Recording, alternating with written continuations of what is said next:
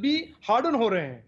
तो ये एक सिचुएशन है, मैं मानता हूं एक एनॉमली है, जो अगले 3 to 6 महीने में जब ये हेल्थ केयर इमरजेंसी जो right sir, I have taken your point.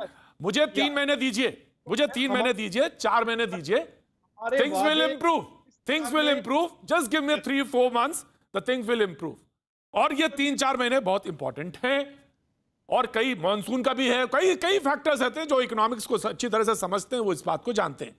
लेकिन राजीव चंद्रशेखर जी कह रहे हैं, सुरेंद्र राजपूत जी, कि 3-4 महीने दीजिए, चीजें दुरुस्त होंगी, दुरुस्त नजर आएंगी। सिद्धार्थ कलेंस, मैं भी आपके पास आता हूं, सिद्धार्थ सिंह उसके बाद मैं आपके पास आता हूं, लेकिन पहले सुरेंद्र राजपूत जी, आपका रिमार्क।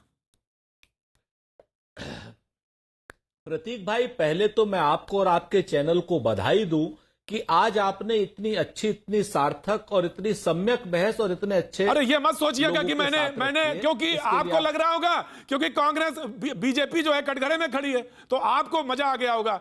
मैं इसलिए कह रहा हूं, मैंने बहस इसलिए ली है कि आपके शहर में, आपके जो रोजगार के मसले पे लोग परेशान हैं, जो चाहे जयपुर का हो, चाहे कोलकाता से हो, चाहे यूपी से हो, हमने मुद्दा इसलिए उठाया है। मेरा मतलब ये कतई नहीं है कि चुनाव नजदीक है और कांग्रेस को इससे कोई फायदा हो रहा है या नुकसान हो रहा है। अब सुनिए सुनिए सुनिए, अरे अब सुन तो लीजिए। चुनाव तो 2024 में है, 2024 में है चुनाव, चुनाव अभी नहीं है। अब आप दो बातें करिए, मैं आपको दो बातें राजीव चंद्रशेखर जी से सीधी सीधी पूछता हूं। पूछिए। पहले तो कहते हैं ना कि हमने तो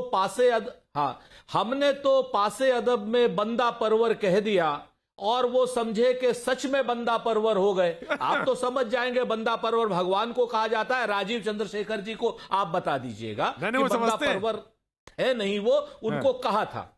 ठीक है ना। एक बात आप इस चीज को देखिए, इतनी बड़ी लॉप्स लॉ, हॉप्स लॉ, पता नहीं कौन कौन से लॉ भी राजीव चंद्रशेखर साहब बता रहे हैं, एक सिंपल लॉ नहीं बता रहे हैं कि भाई 3 रुपए 59 पैसे डीजल पर एक्साइज थी 2014 में। आखिर वो कौन से कारण थे कि पेंडेमिक आने से पहले 2020 तक 32 रुपए डीजल पर एक्साइज कर दी और 9 रुपए 50 पैसे एक्साइज ड्यूटी पेट्रोल पर थी। आखिर वो कौन से कारण थे कि 33 रुपए आपने डीजल पर एक्साइज ड्यूटी कर दी और जिसकी वजह से ये पेट्रोल और डीजल के प्राइस में आग लग गई। इंटरनेशनल प्राइस, ये प्राइस, वो प्राइस सब अपनी जगह पर है। इमरजेंसी एनोमलीज उसके बाद 2020 के बाद आई है। उससे पहले जो आपने 25 लाख करोड़ रुपए की केंद्र सरकार ने लूट की है, लुटेरों की जो सरकार है, वो पैसे कहां हैं उसको देखना पड़ेगा। उसकी वजह से जो महंगाई बढ़ी है उसको देखना पड़ेगा।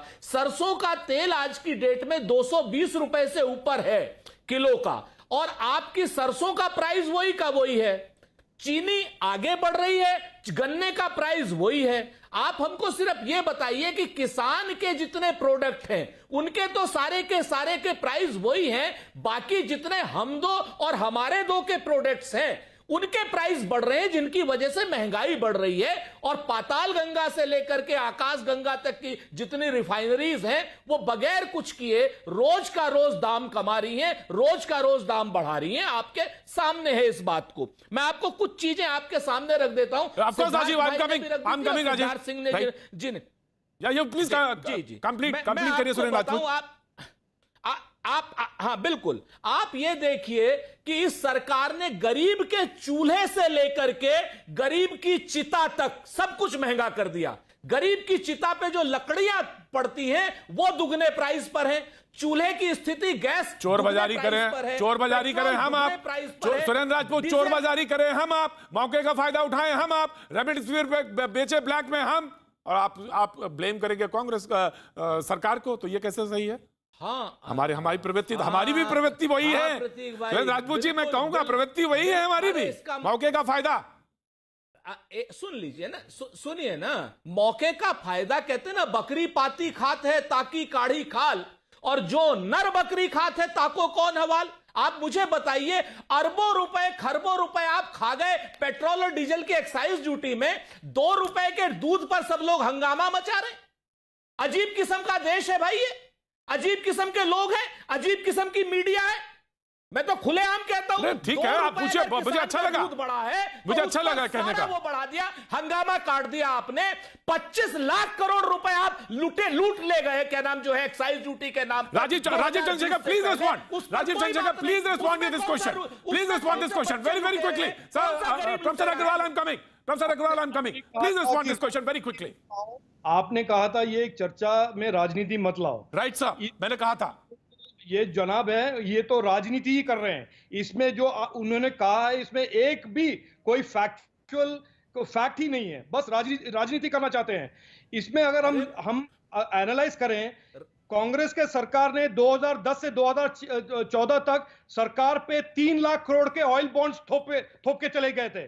उसको पैसा वापस कौन देगा? आइए उस पर भी जवाब देते हैं। और ऐसा मैं दे रहा हूं। मतलब 25 लाख करोड़ में से 4 लाख करोड़ रुपए ले लो, 21 लाख करोड़ कहां चले गए? 25 लाख करोड़ में से 4 लाख करोड़ ले लो, 21 लाख करोड़ का हिसाब दीजिए। लूटे हैं आप लोग, लूट की है आपने। आप कौन से लूट की है आप? 4 लाख करोड़ ले लीजिए, 3.5 छोड़िए, 4 लाख One by करोड़ ले one, लीजिए, one by 5 one, lakh crore ले one by लीजिए, one, 20 lakh one by crore one. का Suren हिसाब Rajput, Suren Rajput. Hold on, cool down. Right. Rajiv, please respond. Rajiv, please respond. Rajiv. ये क्या का डिबेट है? कुछ भी बोलते हैं ये लोग। एक भी उनके पास सही फैक्ट्स नहीं है।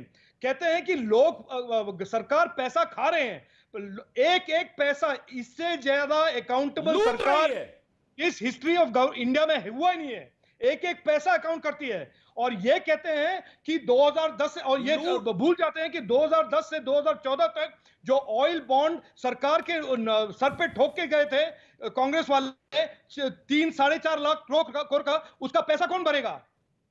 और ये यहां पे आके जब लोग जानते हैं, देश जानते हैं। I will allow you.